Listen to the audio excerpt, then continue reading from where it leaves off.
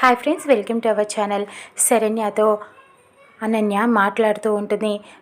నీ ఎందుకే అలా రాసావు ఉత్తరాన్ని? దర్శన్ సంసారానికి పనికిరాడు అని చెప్పి నువ్వు ఎందుకు రాసావు లెటర్లో అని అడుగుతూ ఉంటుంది. లేదక్క, నేను నిజంగానే రాయలేదక్క.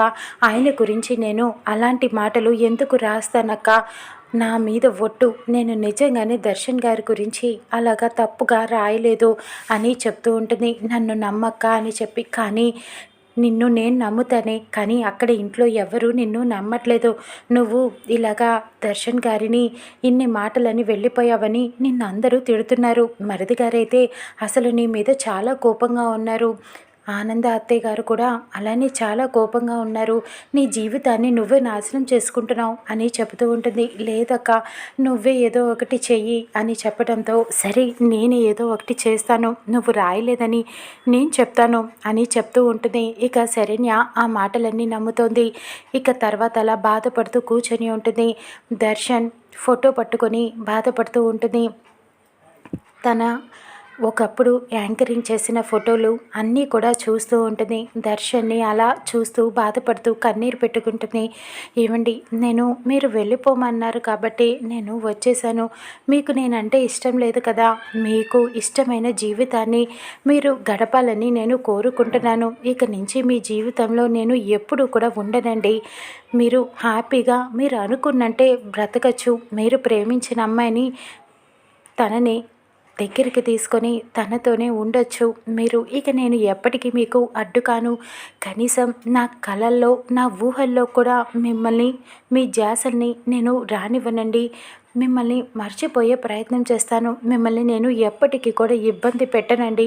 నన్ను క్షమించండి అంటూ బాధపడుతూ ఉంటుంది. ఇక దర్శన్ తను కలిసి ఉన్న ఫోటోలన్నీ కూడా చింపేస్తూ ఉంటుంది. శరణ్య, ఇక మీ జ్ఞాపకాలు కూడా నాకు వద్దు అని చెబుతూ ఉంటుంది.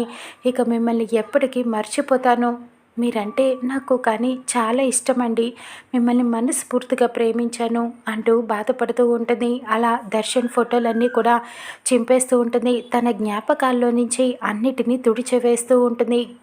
అక్కడ ఆనంద ఇంట్లో అందరూ ఆలోచిస్తూ ఉంటారు. శరణ్య దర్శన్ విషయంలో ఏం చేయాలా అని చెప్పి. ఇక లీలావతి తన భర్త కూడా శరణ్య ఇలా చేస్తుందని అనుకోలేదు. ఇక నుంచైనా మనం దర్శన్ విషయంలో చాలా కరెక్ట్గా ఉండాలి ఆనంద. ఏం చేద్దాం, కానీ దర్శన్ జీవితం ఇక మీదటి నుంచి మంచిగా ఉండాలి. నువ్వు తీసుకోబోయే నిర్ణయం కూడా చాలా కరెక్ట్గా ఉండాలి ఆనంద అని హెచ్చరిస్తూ ఉంటారు.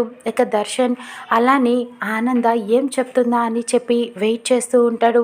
ఇంక నుంచి శరణ్య నా జీవితంలో నుంచి తీసేసి సమీరనిచ్చి నాకు పెళ్లి చేస్తానంటే బాగుండు అని చెప్పి దర్శన్ కోరుకుంటూ ఉంటాడు.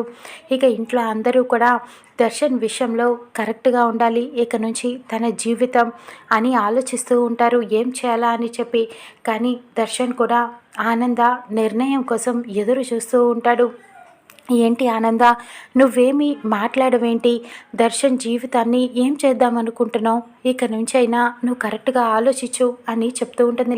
నీ నిర్ణయం ఏంటో చెప్పు అని లీలావతి ప్రశ్నిస్తూ ఉంటుంది. ఇక ఇంట్లో అందరూ కూడా అడుగుతూ ఉంటారు. ఇక ఆనంద అంటుంది, నేను దర్శన్ విషయంలో నిర్ణయం తీసేసుకున్నాను, ఇక అదే చెయ్యబోతున్నాను అని చెప్పడంతో, ఏంటి ఆ నిర్ణయం అని లీలావతి అడుగుతూ ఉంటుంది.